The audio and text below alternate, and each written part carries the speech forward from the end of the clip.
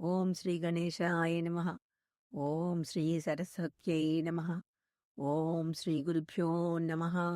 భవిష్య పురాణం బ్రాహ్మపర్వంలో చాలా భాగం సూర్యస్తోత్రాలు, వ్రతాలు, పూజలు, రథసప్తమి కథలు మొదలైనవన్నీ ఉన్నాయి. ఇందులోనే కృష్ణ పరమాత్మ జాంబవంతుల పుత్రుడైన శాంబని శాపవృత్తాంతము, చంద్రభాగా నదీతీరంలో అతను సూర్యభగవానుడి ఆలయ నిర్మాణం చేయటము మొదలైన ఎన్నో వృత్తాంతాలు ఉన్నాయి.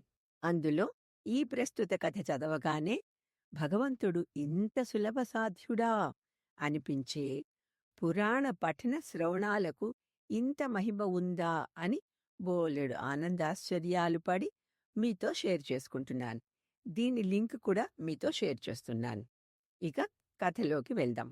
ఒకసారి కార్తికేయులు సూర్యదేవుని దర్శనానికి వెళ్ళి ప్రదక్షిణ పూజ చేసి భక్తితో అక్కడే కూర్చొని వారితో సంభాషిస్తున్నారు. ఇంతలో చిన్ని చిన్ని బంగారు కంటలతోనూ వైడూర్యాది మణులు ముత్యాలతో అలంకరింపబడిన ఒక విచిత్ర స్వర్ణ విమానం నుండి దిగుతున్న ఒక పురుషుణ్ణి చూసి సూర్యభగవానులు ఎంతో సంతోషంతో లేచి నిలబడి ఎదురేగి అతన్ని తమ కుడిచేతితో చుట్టి కౌగిలించుకొని శిరస్సు మూర్ఖుని తమ పక్కనే ఆసనంలో కూర్చోబెట్టుకుని ఇలా అన్నారు: మీకు నా ప్రేమపూర్వక స్వాగతం. అందరినీ అవ్యాజంగా ప్రేమించే స్వభావం మీది.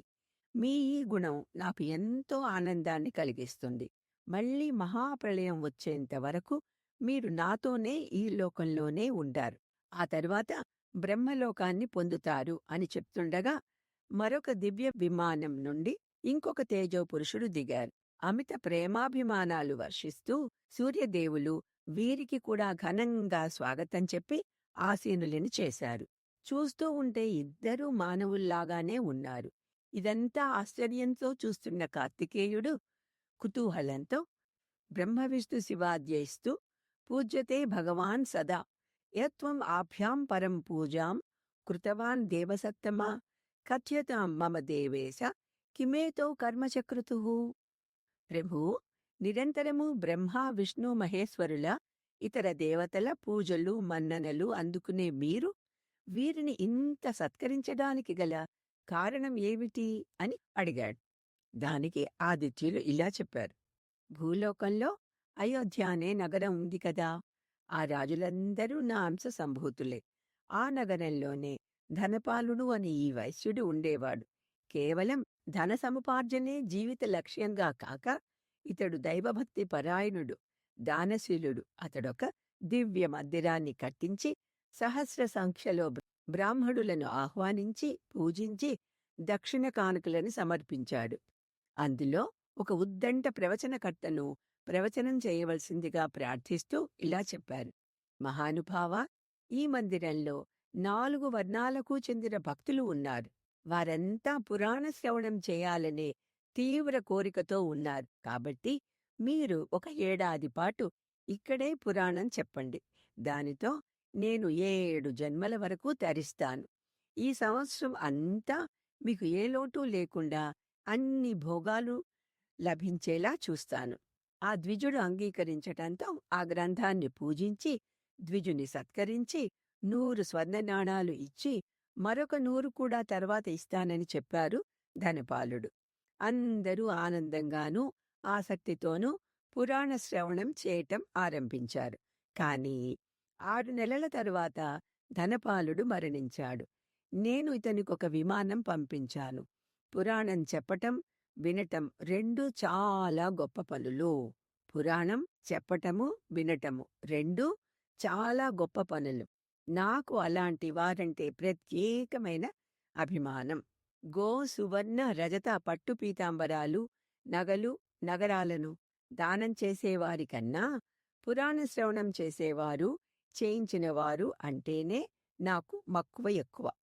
గంధ పుష్పోపహారైస్తూ న తథా జాయతే మమా ప్రీతిః దేవవర శ్రేష్ఠ పురాణ శ్రవణే యథా. నన్ను గంధపుష్పాక్షలతో స్తోత్రాలతో పూజించేవారికన్నా వాటిని శ్రద్ధగా చెప్పేవారు, వినేవారే నాకు చాలా ప్రియులు. శ్రాద్ధం కుర్వంతి ఏ మహ్యం భక్ష్య భోజ్యైః అనేకశః న కరోతి తథా ప్రీతిః యథా పుస్తక వాచనం. పురాణ ప్రవచనం నాకు ఇచ్చే ఆనందాన్ని భక్ష్య భోజ్జల్లేహ్య ప్రసాదాలు ఇవ్వలేవు అంటూ మొదటగా వచ్చిన పురుషుని గురించి చెప్పి మళ్ళీ ఇలా చెప్పాడు. కుమారా, ఈ రెండవ విమానంలో వచ్చిన పురుషుడు అయోధ్యలో నివసించే ఒక బ్రాహ్మణుడు.